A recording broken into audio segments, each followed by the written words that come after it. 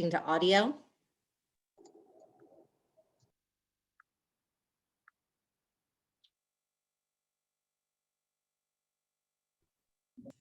All right. Good afternoon. Thank you for joining us for today's information session on two new funding opportunities for higher education: the Opportunity Meets Innovation Challenge Grant and the Hunger-Free Campus Grant Program. A few housekeeping items first before we get started. We will be recording this webinar and sharing on our website afterwards. We ask that everyone please rename themselves with their first and last name and institutional affiliation. You should be able to right-click and hit rename yourself. We also ask that you please mute yourself when not speaking to prevent background feedback. Finally, and most importantly, we want this to be an engaging webinar. We will be taking questions throughout the event based on what we're talking about at that time. So as we move along, if you have any questions based on that content or slides, you can either enter it into the chat feature or use the raise hand feature, and we will stop and answer questions as well. If you want to go ahead to the next slide. So as I mentioned, we're going to be discussing two opportunities today. So that is a lot to talk about in a 1 hour time frame. We hope to quickly update as we walk through the steps to a successful application, leaving most of the time for answering any questions on that topic at hand. So you'll see we'll start off with a really quick overview, then talk about Opportunity Meets Innovation Challenge Grant and the components of that notice of funding eligibility. And then by 2:10, we will switch to the Hunger-Free Campus Grant Program and follow the same structure. So we recognize eligibility is more limited for the Hunger-Free Campus Grant Program. So institutions are welcome to hop off after the Opportunity Meets Innovation Challenge Grant as well. Next slide, please. So Governor Murphy designated $29.5 million in federal funding to New Jersey institutions of higher education to provide these two critically needed and really important opportunities. The federal funding utilized is the second round of the Governor's Emergency Education Relief Fund. So all funding for these opportunities are structured to fit the guidelines for GEER 2, which is how we refer to the Governor's Emergency Education Relief Fund. We're utilizing the deadline for GEER, which gives institutions more time to implement. So the deadlines for these grant opportunities to actually expend the fund, if you're awarded, is September 30th, 2023. The goal of GEER, which is why we structured it with these two grant programs, is to support the ability of institutions of higher education to help those most significantly impacted by the coronavirus and to continue providing educational services to students and to support the ongoing functionality of these entities. We know how much this is needed, so we're really excited to offer this opportunity to promote student success. I do just note this is one-time funding for both of these grants. And we also are dropping a link into the chat that includes the U.S. Education Department's GEER page as background for institutions. Are there any questions in the chat yet? Nope. If not, we will go ahead, and I'm now going to turn it over to my colleague, Diana Gonzalez, who will begin sharing more specific detail about the $28.5 million that's being dedicated to the Opportunity Meets Innovation Challenge Grant. You might hear us reference this as OMIC. You know how we love acronyms in higher education, so bear with us if we do, but we are referring to the Opportunity Meets Innovation Challenge Grant. Diana, if you want to go ahead and get started. Thanks so much, Stephanie. So we're actually just going to go deep, dive right into the mechanics of the grant and the eligibility. Can we go to the next? And I already see some questions in the chat, which is fantastic. So I'll go in and out, just going through the, but let's start with the applicant eligibility. So this is open to all public and independent. So you'll see the term independent public mission. So that's our independent four-year sector. So our 15 private institutions in the state that are not for profit. So we're contingent on size of the institution will be the will correspond with your maximum grant award. So you want to look at your fall 2019 IPEDS data on your enrollment numbers, because that is what we're going to use to determine each institution's size category. So you'll see from here under $4,999, the maximum grant award will be $500,000. The next tier is $5,000 to $9,999. That's 1 million in that middle tier, and then the largest for the largest institutions, over 10,000 students in enrollment, will $1.5 million is going to be the maximum award. Let's go to the next slide. So what are we awarding money for? What are we, what is around this opportunity? So in 2019, when we released the state plan for higher education, the governor and the secretary set out a vision for what higher education should look like, should be for the state of New Jersey. And that includes a student bill of rights, that includes and it's divided in 5 specific areas: on-ramps to college, all of that early exposure, ensuring early exposure to college for as many students as possible, making college affordable, so affordability initiatives, fostering student success, ensuring that there's no one recipe to ensure that a student makes it to the finish line and completes their degree, but it's a multitude of practices to ensure their success. Then next, safe and inclusive learning environments. If a student doesn't feel safe, is in an environment, an educational environment that's free of bias, free of harassment, they can't succeed. So initiatives tied to that. And then lastly, cultivating research, innovation, and talent. So when we're talking about things like innovation, entrepreneurship, startups, cultivating that student entrepreneurialism on campus to restore New Jersey to the innovation state that it is. So these are the 5 categories which institutions can apply to implement particular initiatives and grants. Can I go to the next? So let's dive into some questions. Stephanie, the award notification to begin implementation. Yes, I will go ahead and take some of these questions. So in regards to when the grant awards will be announced, we are aiming to announce these in early summer because we want to maximize the amount of time institutions have to implement these awards, particularly implementing them and getting started with the planning prior to the start of the fall semester to maximize the impact for student success as well. In regards to indirect costs are not allowed. So kind of the grant overhead, anything that is included within the budget must directly tie back to the project activity plan. So you can include staffing up to a 25%. Again, we'll talk about that a little bit later in this webinar as well. But again, all costs that are included in the budget must be tied to the project activity plan and is further described or justified within the budget. So I'm seeing another question about would this be a minimum of a 24-month award? I would have to do the math real quick. I believe that is correct. Again, there will not be an extension. We are using federal funds. We are abiding by the timeline that has been set by the U.S. Education Department there. So there is a hard deadline of the September date that I referenced before, 2023, that we will be following for this grant.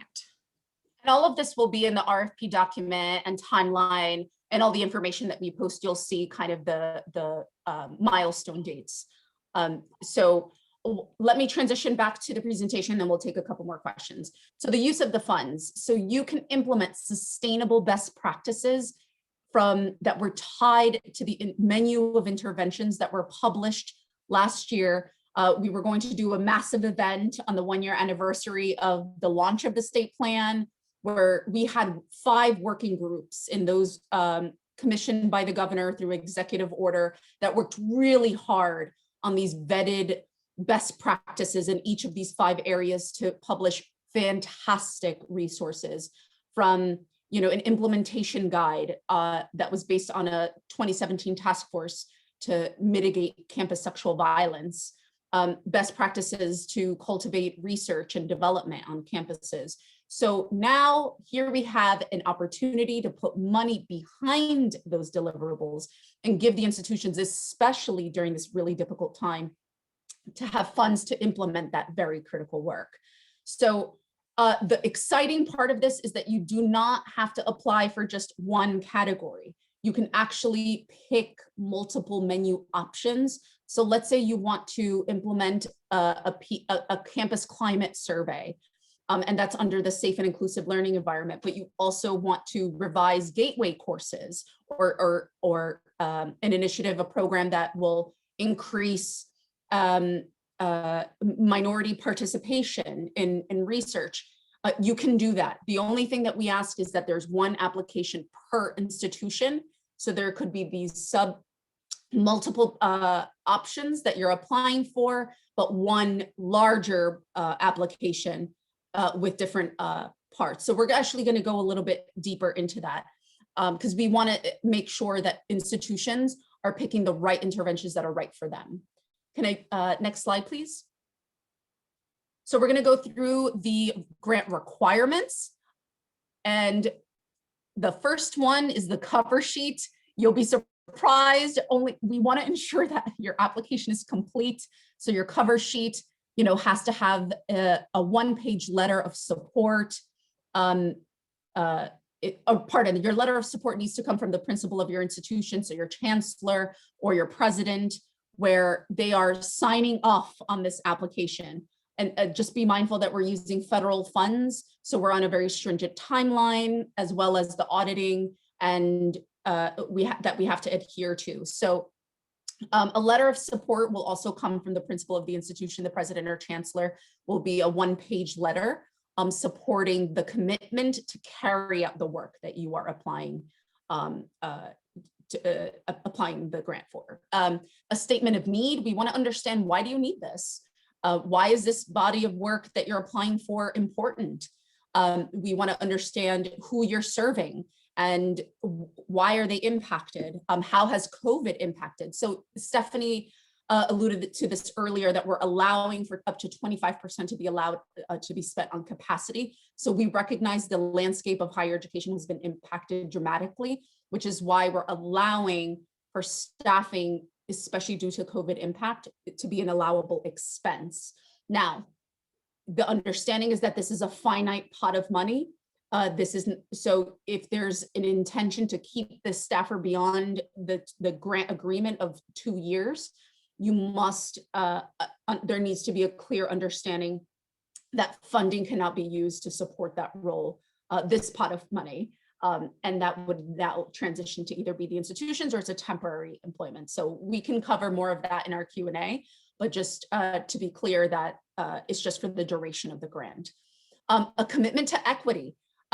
We are an agency that has been front and center and bold with our vision for equity and ensuring that students that are underserved and have been underrepresented in higher education are served well, especially those that have been disproportionately affected by the pandemic.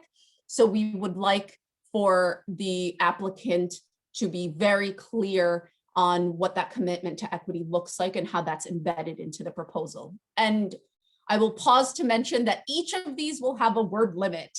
So in the RFP, you will see that certain sections will be 200 words, 500 words. We have a lot of institutions that are excited, ambitious, and want to submit robust applications. So we ask that you please adhere to the word limit, respect that limit, be kind to us. Words beyond the word limit will not be considered. So just please be mindful, be meaningful and succinct with your word limits. So then project goals, please list very clearly how the goals align with the institution's goals and the state plan for higher education. We want to see a clear articulation of goals. This also goes for your activity plan. We want a brief description of your institution's proposed project plan for each intervention. So again, I'll use just that climate survey example. Be very clear on, you're not just disseminating a survey for survey's sake, but you're actually going to conduct focus groups perhaps, or you're going to use some of that for software, perhaps. We want to understand very clear in the activity plan. And this also ties, and I'm going to skip ahead to the budget. We want to see a very clear budget where we have a budget template that was shared with institutions. Please adhere to that template and itemize each expense on that budget, so we just have clear transparency on what you're using each grant dollar for. And project evaluation, include how the institution plans to evaluate the impact of the grant. So there's baseline data, appropriate milestones, and measurable impacts. So how many students are impacted by this? How many faculty, staff as well, your campus community, whatever it may be. We want to get a sense of evaluation and some measurements. And then innovation and sustainability. So we don't want this to be a one and done, right? So often we get a grant to support a body of work, and then we're unable to sustain that work in the future. We want this to be a foundation to continue this work. So having a sustainability plan for this innovative work will be key. We want to know how the institution is committed to this initiative that you're trying to apply for, and how it will sustain it in the future. Why don't we do a pause here, Stephanie, to answer some key questions? Perfect. So I'll get started with the first one, and then Annie, if you could queue up some other questions. But I see we have one about the funding notice states that if a proposal addresses more than one grant category, the content for both of these categories should be incorporated within one submission. Does this mean that the content for both categories must be covered within the word count? So what we are asking for is one PDF submission for the narrative part. If you look at the notice of funding, it will indicate whether, if you're applying for more than one state plan category, whether you need to submit additional words, additional submissions. So for example, the application cover sheet, the letter of support, you will only need to submit once for the institution. The statement of need at the very end of the word limit, you'll see one statement of need must be submitted per each state plan category for which an institution applies. So there you'll be able to do 500 words per statement for the first state plan category and 500 additional words for each additional state plan category for which you are applying. So if you look, and this is on page 3 of the notice of funding availability, that's where you can see what requires, where you can kind of expand on that. So again, for project goals, we recognize that your project goals, if you're applying for more than one intervention, will look different. So there's a word limit of 250 words, and you can do one goal statement per each state plan category. But all in all, your institution will have once kind of combine those and have one submission submitted to OSHE. Great. So I'm gonna dig back. We got quite a few questions, so I want to make sure we don't miss any. But one of the questions was, can the project include scholarships to students or stipends to students for an internship component?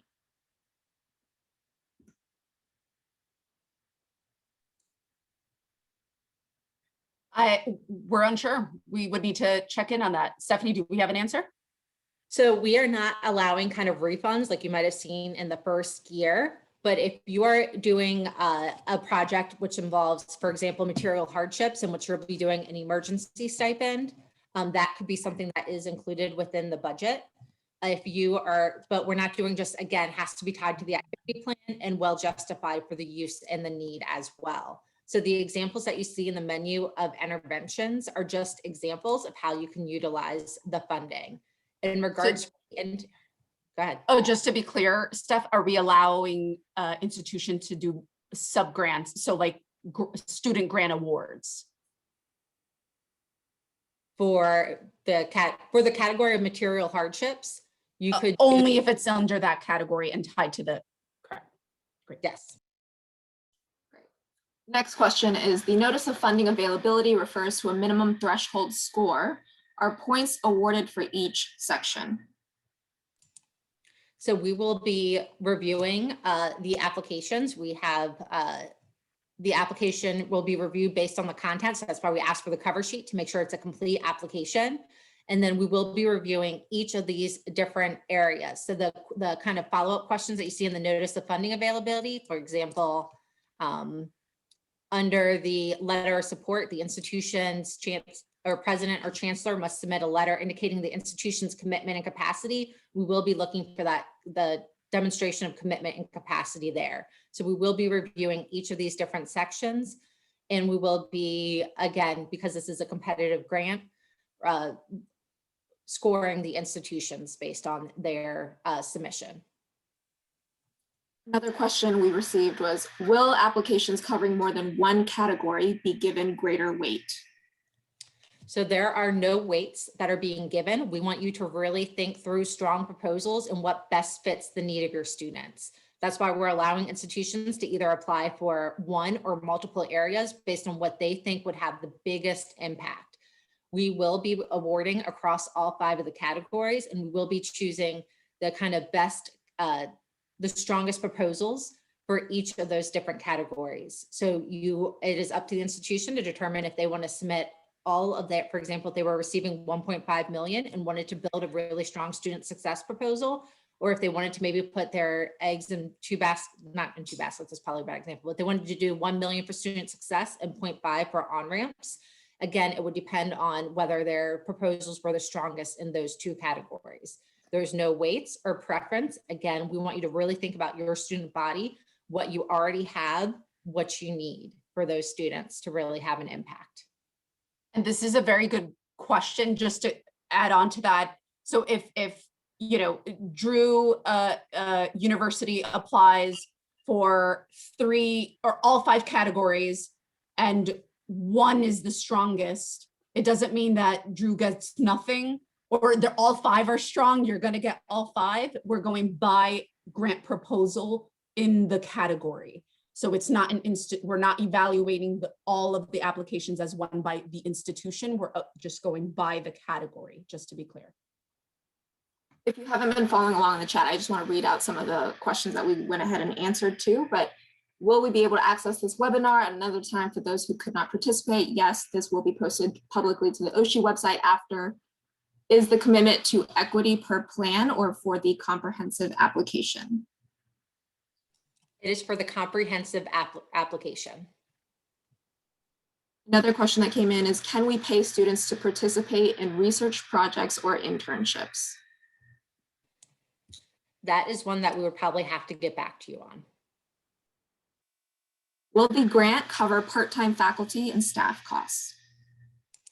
The grant can only cover up to 25% of whatever the total allotment is. So we do have a, sorry, I'm trying to find it. I had the notice pulled up as well, but up to 25% of the total grant can be dedicated to kind of the capacity building, which could include faculty staff time or new staff and faculty.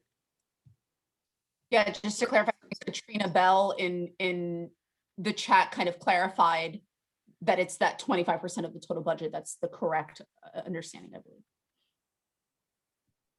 Another question that came in was, can programs be used to help non-credit students or continuing education students? We would probably have to get additional information about how you plan to utilize this. We were looking, again, trying to, if it's for kind of on-ramps to give them access or something that would be leading up to credits. So we will have to get back to you on that or get additional information on how you plan to utilize the fund within the menu. And then just to follow up on the second part of Katrina's question, could funds be used to support stipends for student interns and volunteers to implement food pantry, student outreach, and emergency aid activities? Sorry, Annie, can you repeat that one more time? Yes, oh, sorry, it's actually from Karen. Could funds be used to support stipends for student interns or volunteers to implement food pantry, student outreach, and emergency aid activities? So that would fall under the capacity for student payment for salaries or any kind of benefits as well. So even if it is a student payment or student salary, that would also fall under capacity. Next question, maybe take these next 2 questions and we can jump back into the presentation. Thank you everyone for these really thoughtful questions, but will you allocate funding equally across all funding priorities?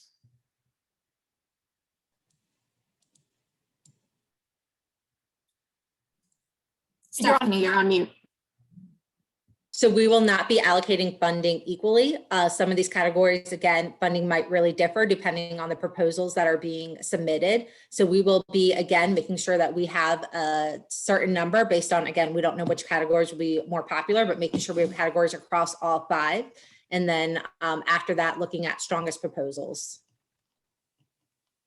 Another question is, can you validate whether we need to outline how the grant will be institutionalized after the 24 months of the funding period as part of the sustainability piece, or whether this is not required? Yes, this would be part of the project innovation and sustainability section. And beyond, yes, it is beyond the 24-month period. So to show that sustainability plan. I hope that's clearer. Are funds for dual enrollment programs with high schools allowable? Yes, so that would fall under the on-ramps to college category. And there are some examples there within, and that menu of interventions is on page 6 of the notice of funding availability. So you'll see there's the potential to offer innovative dual enrollment models. You can use funding to assist with the cost of credits for students, reevaluating selection processes for students, targeting outreach to student populations, and providing student supports for complete dual enrollment. So yes, that is one of the options available. Okay, and then just last question. Oh, go ahead. Yeah, Jenny's last question here. Yes, the answer is yes.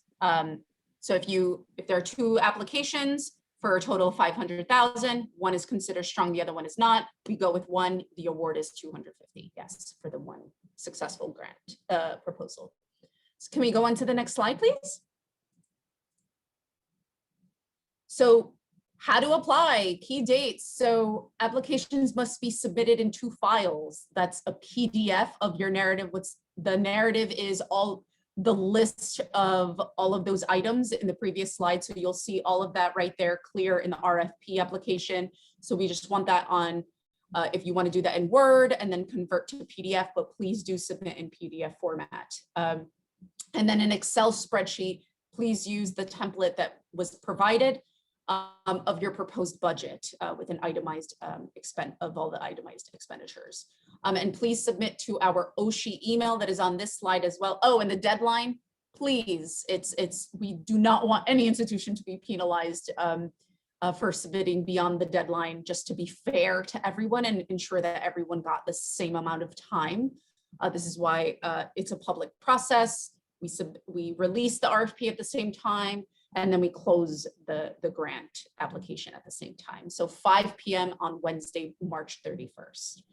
And one other thing I would emphasize is that you will receive a confirmation that your grant was received. So also be on the lookout for that. I know sometimes things can get stuck in outboxes, so we don't want, again, any kind of issues like that.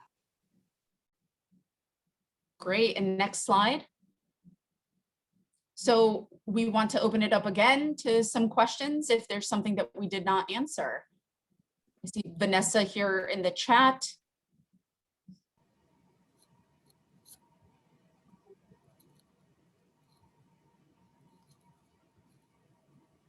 You can apply for the maximum. So if your institution falls into a size category that is 500,000, you choose, it's your choice how you would like to split that. I've been seeing examples of 250 and 250. It can be 50 and 50,000 and 200,000, or it can be 1,000 and 498,000. So it's your discretion how you would like to divvy that up, and it's contingent on your budget to implement the initiative that you're trying to apply for. Another question that just came in, I'm just going to read it so everyone, if you're not following in the chat, you have a sense of what's going on, and for the webinar recording. But if my total grant limit is 500,000, can I submit a proposal for 500,000 each for 2 different interventions, so that if we won, we would be awarded $1 million? So you cannot do that. You can apply for only the max for your size. So if your total grant limit is 500,000, you would have to apply for less than 500,000. You would not be awarded 1 million. Or on-ramp initiatives, can funds be used to support tuition costs for students enrolled in credit-bearing courses? Let me get further clarification. I believe that's one of the examples listed within the menu, but let me get further clarification on that. And as you all apply for, are preparing your applications and more questions come up, just a reminder, the email on the screen is oshe, O-S-H-E, at oshe.nj.gov. Please do submit your questions. If we get enough recurring questions in the same categories, we may add likely an FAQ type document. So all the answers are in the same place. We just got a question about what happens to any unused funds at the end of September 2023? So that is a great question. Any unused funds at the end will go away. They are, again, federal funds. So we will have regular kind of reporting cadence, which we typically do with our grantees, but also the federal reporting requirements. So we work closely with the U.S. Department of Ed in our first round of GEER funding, and I anticipate we'll be doing that in the second. And they often check to see how spending is going to get a progress report on funds as well. So we want to make sure, again, in looking at the proposals, that we have strong proposals and strong plans to spend the funds, because we don't want any of this funding to be unused, especially in this, we know that funding is scarce and this is a competitive grant process. So we want to make sure that institutions are developing strong plans in which they can utilize all of the funds that they would be awarded.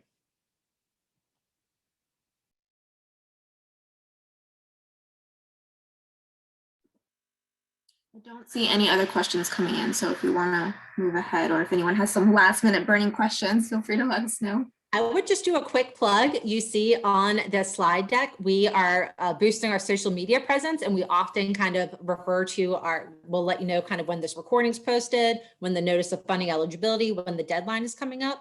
So it would be, I would recommend following us on both Twitter and Instagram.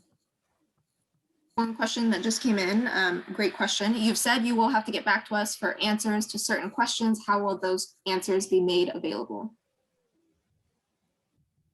Stephanie, I don't want to make an assumption here, but we're going to save the chat.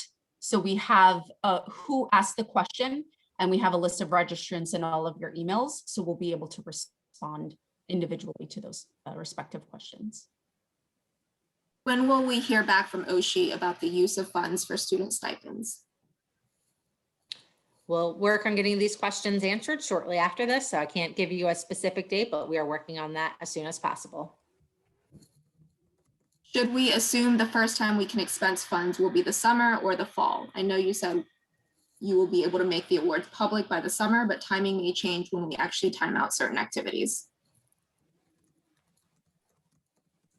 I mean, I think the goal will be to get the money as soon as we can out to the institutions. We'll have to, once the RFP and application process is complete, and we establish contracts with each of the the recipients, transfer funds, because we recognize the stringent timeline and want you all to be able to use these funds and implement these programs as quickly as possible. So yes, it may shift, but the timeline is we're hopeful to adhere to that. And Diana and Stephanie, we've got several requests that when you send answers to the questions that we're looking into, to please send it to the entire group, because it might be helpful to everyone. And we can work on perhaps that Q&A document that Diana mentioned, just to make sure it's posted for all. And I think we had a question from Jake Fardman. Hi, Stephanie. Thanks for doing this for all of us. Hello, Deputy Secretary. Good to see you again. Not a question, just a comment. There are a lot of things the governor could have done with this money. And for you folks and the secretary to advocate and to make this opportunity available to all of us in higher education, I just want to say thank you. Thank you for doing this for all of us. We did not ask Jake to do this shameless plug. Jake, that is incredibly kind. It is a bragging moment for New Jersey. Even in the first round of GEER, we were one of very few states that dedicated 100% of the governor's emergency education relief fund to the higher education sector completely. And here we are in round 2, dedicating these funds because the Governor Murphy is incredibly serious about his commitment to higher education, student success, and ensuring that our institutions are well positioned to the outcomes that we need to achieve.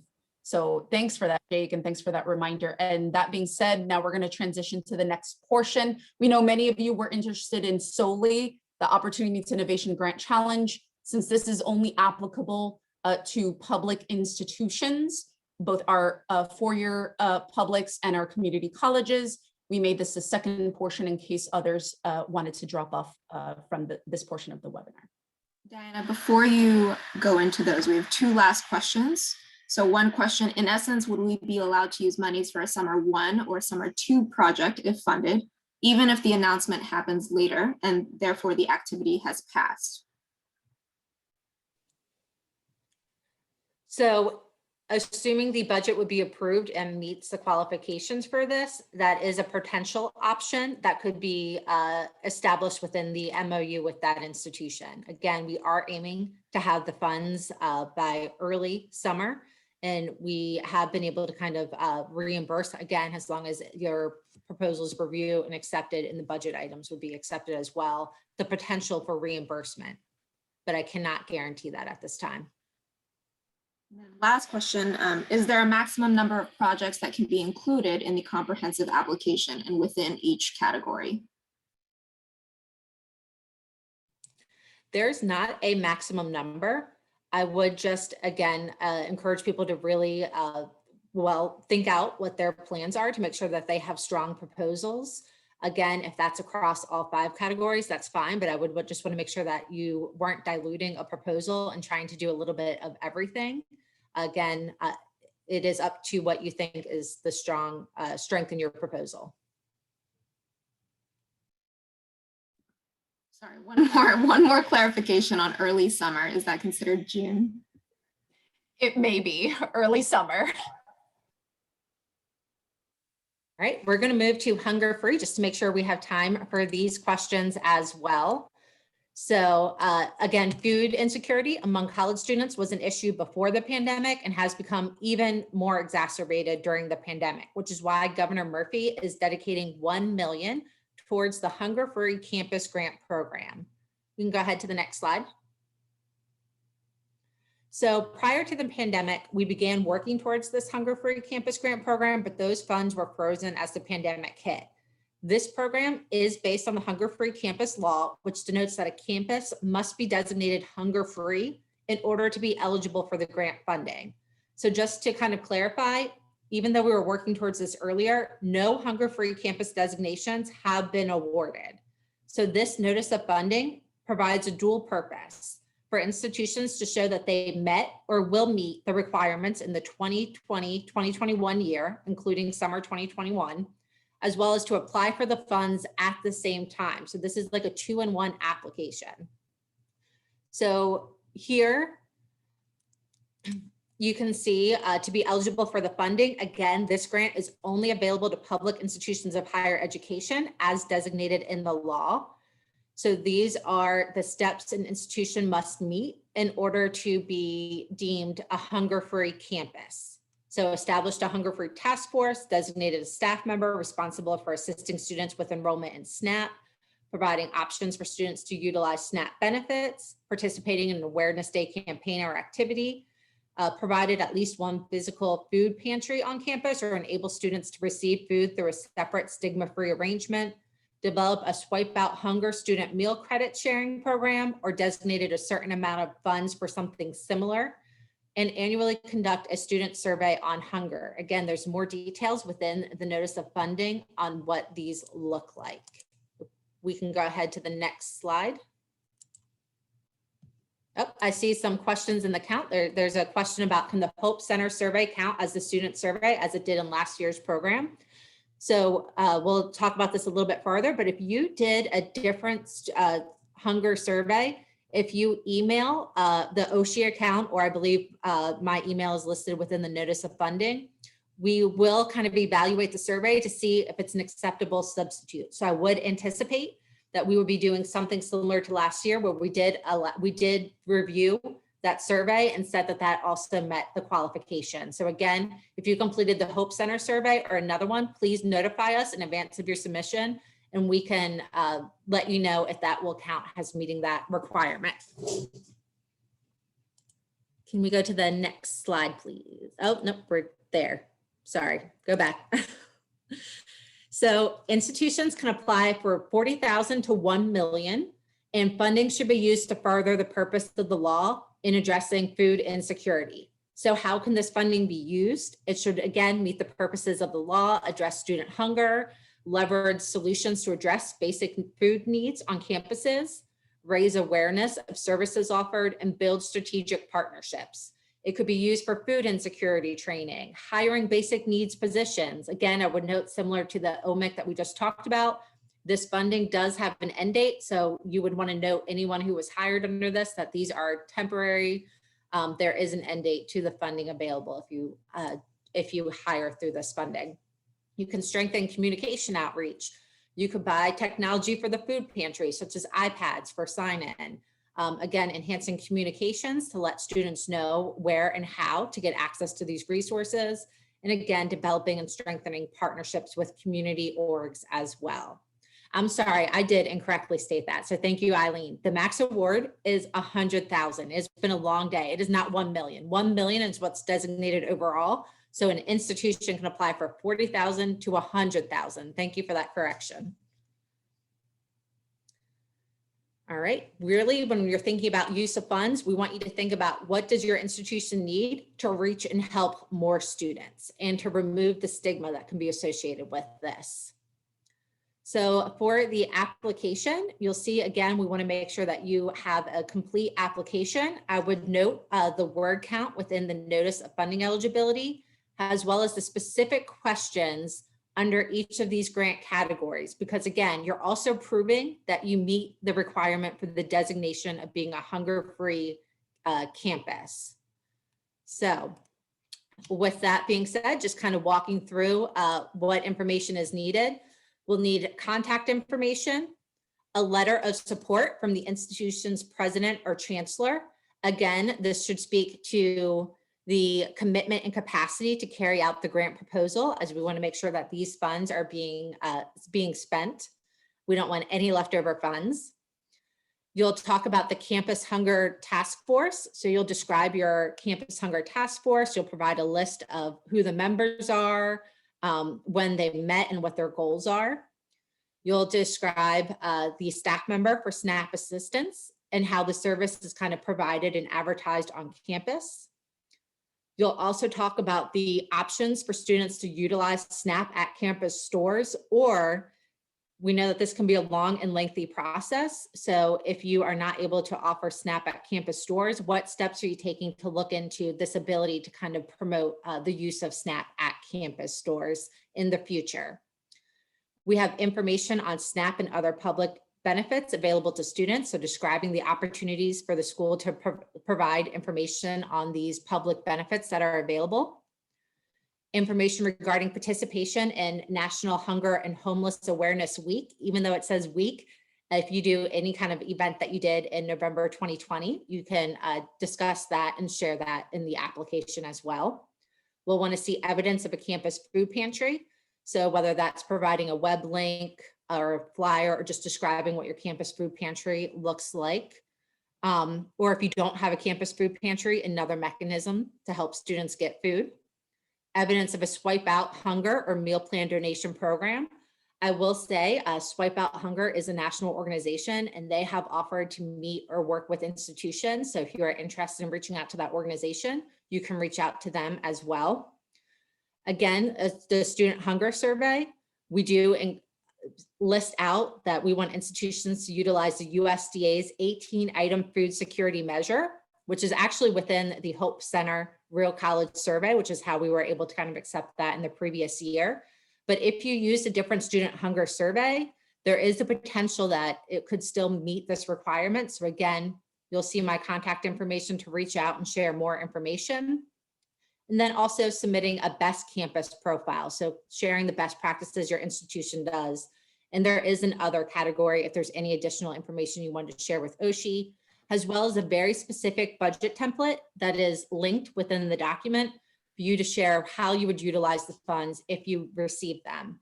In particular, for that budget template, I would highlight there is a budget justification column, and there is information on what detail we want you to include. So again, that helps us determine how you're going to be utilizing those funds. Stephanie, can we pause here for some questions? Yes. So the first question we got is, will there be considerations for community colleges that do not have meal plans or swipe cards as there were in last year's application? Yes, so if there is an alternative method that you think is kind of equivalent in regards to meal plans, I know some institutions utilize kind of gift cards to nearby restaurants or other types of funding for that, that will be, again, considered an equivalent there.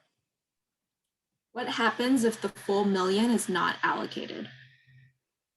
So we will have to revisit that. We're, again, optimistic that the full $1 million will be utilized. We, again, are doing this application early on. So if it's not, we will have to determine what happens next with any remaining funds with the state as well. Must institutions have already met all requirements to be considered a hunger-free campus? So yes, they must meet all the requirements, or at least prove that they will meet the requirements by the end of this summer. So again, if you have something that's in the works, you can kind of say, hey, by the end of May, we'll have implemented our survey. And then we will just follow up to make sure that you have officially met that prior to kind of or within the MOU kind of designate that. But it does have to be, you do have to meet all the requirements by the end of summer 2021. And then the final question so far is, can we include photos in the narrative? So I think that is fine. That will help break up some of the word counts. I think any captions will count towards the word count. Again, we did not kind of initially have that within the application. So I think that is perfectly fine to include any photos within the narrative. All right. Again, I would just really recommend when you view the notice of funding for each of those application elements to make sure that you're addressing all of the questions to kind of, again, showcase that you meet the designation. So here are the steps on how to apply and key dates. Again, applications should be submitted as 2 files, a PDF of the narrative and the Excel spreadsheet of the proposed budget. So again, you're using the specific budget template within the document. You'll send those both to the OSHE email address. Again, you will receive a confirmation that the grant has been received. So applications must be submitted no later than 5 p.m. on Monday, April 12th.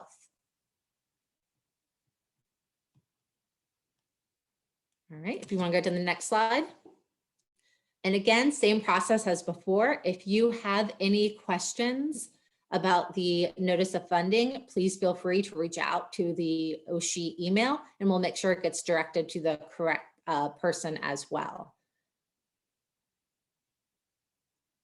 Any further questions from the group?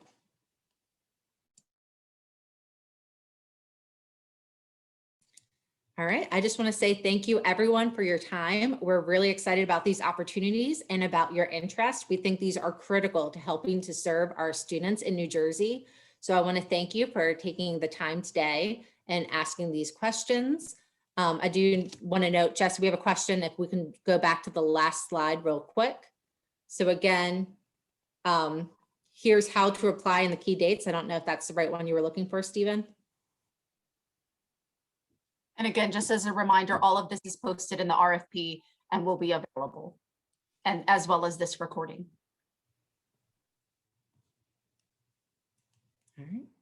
Again, thank you all. We really look forward to working with you and partnering with you. Thank you so much for your time and hope you have a great rest of the afternoon. Thank you. Goodbye. Thank you. Bye, Jake.